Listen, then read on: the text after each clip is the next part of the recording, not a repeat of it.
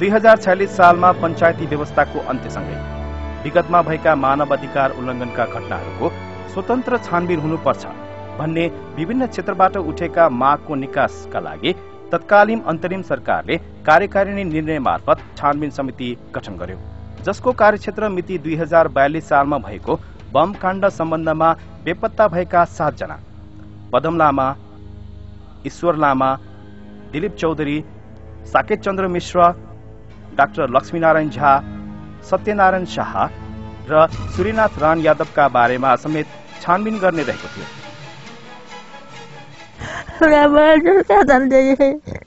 बेटा दबा से थोड़ा बड़ी छाती फाटे केटा बेटा यही हमरा ही दशा बने रही। हम काठमाडौँ जाइत रहिए और तीन ठाम जनकपुर में तो कहलन जाओ जाते त्रिशूल त्रिशूल में सागल तैयार हमरा भेट नहीं भेल। काठमाडौँ लगल तो पता लागल तो बड़ कोशिश कलखिन बच्चा छथिन से किछु नहीं भेट नहीं बदल के तैयार पता लगल महाराजगंज में रखने छन लेकिन भेट नहीं भेलन कहियो। कहलकन हम पठा देलियन उनका जनकपुर लौट गेलखिन तो कत किछु की कहूँ से कहूँ ना हमरा तो किछु उनकर चर्चे हम नहीं करै छियै ना जब चर्चा करे तबियत खराब भए सब देखते छथिन चर्चा हुनकर पड़े मन खराब भ जाए हुनके गेला पर बीमारियों हमरा भ गेल ऐसे बीमारी रही जहाँ चर्चा करूँ तो नींद नहीं भेल रात में तो फिर मन खराब भ गेल। अब तो जते दिन जी तते दिन कष्टे हाथ बेपत्ता भएका ती 7 जना लगायत अन्य थुप्रै मानिसहरू बम काण्डको अगाडि वा पछाडि विभिन्न आरोपमा देशका विभिन्न स्थानबाट गिरफ्तार भएका थिए।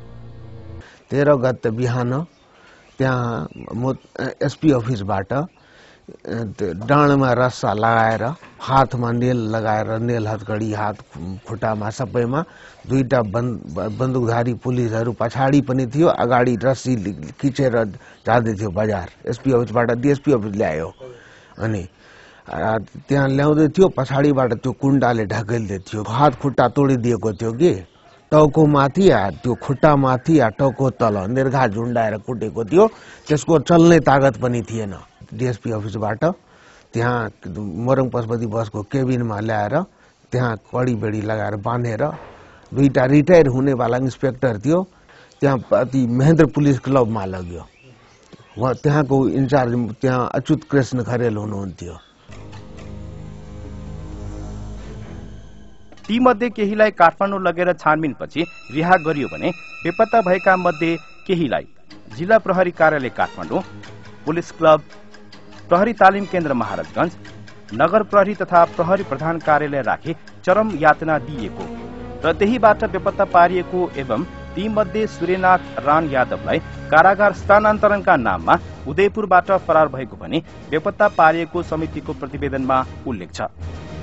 मोतीलाल बोराजी हुनुहुन्थ्यो उहाँलाई त के भन्छ नेपाली कांग्रेसले पुरस्कृत नै गरिदियो। होम राणाजी हुनुहुन्थ्यो हामीलाई पिट्ने अहिले पनि सायद डीआईजी के आइजी छ। त मूलभूत कुरा के भन्छ त्यो सरकारको आत्मबलको कुरा कि के भएको तिमीहरूले बताउनु पर्यो। जबसम्म त्यो बताउँदैन तबसम्म भित्र कसरी यो घटना घटेको छ त्यो कसैले बुझ्न सक्छ। त्यसैले दुख लाग्छ हामीलाई। अझै पनि उनीहरूको अवस्था अज्ञात नै छ। पीडित परिवारप्रति आजसम्म कसैले चासो दिएको पाइएन। पीडित परिवारको माग अहिले पनि परिपूर्ण बेपत्ताको अवस्थाबारे सत्य तथ्य सार्वजनिक र दोषीलाई कारवाही हुनुपर्छ भन्ने छ। जस्तै कि अब कांग्रेस आयो भने त्यो मान्छे हामी निकाल्छौँ, हामीसँग तपाईँ हिँड्नुहोस्, त्यो मान्छे हाम्रो ठाउँमा छ भन्ने कुरा गर्थ्यो। अनि कम्युनिस्टवाले पनि त्यही भन्थ्यो त्यो ठाउँमा यस्तो छ अनि उस्तो छ त्यसमा हामीसँग सम्पर्क गर्नुहोस् हामी निकाल्छौँ तपाईँ हामी एकजुट हौँ भन्ने कुरा गर्थ्यो। तर सबै पार्टीमा लागि गाउँठाउँको मान्छे तर ऊ मान्छे भनेको कुरा चाहिँ कहाँ चाहिँ के छ भन्ने कुरा चाहिँ एकिन चाहिँ हुन सकेन अहिलेसम्म। त्यसैले हामी सरकार मार्फत के भन्छौँ भनेदेखि हाम्रो मान्छे कुन ठाउँमा छ के भयो या छ या छैन यो ठाउँमा छ छैन, यो देशमा छ छैन। छानबिनपछि समितिको प्रतिवेदनका आधारमा तत्कालीन सरकारले कुनै पनि कारबाही प्रक्रिया अगाडि बढाएन नै प्रतिवेदन सार्वजनिक सम्म पनि गरेन।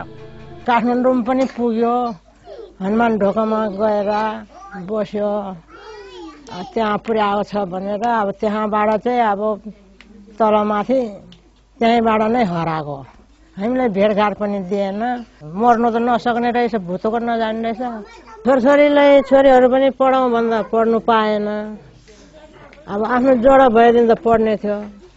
दुःखको कुरो भन्ने राति निन्द्रा भएन होला मलाई। एक मुठो बिडी मैले खाएर तुरे होला एक रातमा। यो जीवनले तिमीहरूलाई मैले के गरी पाल्यो कसो भयो भन्ने मेरो आत्मामै छ। अनि यहाँदेखि दुःख कति हुनु।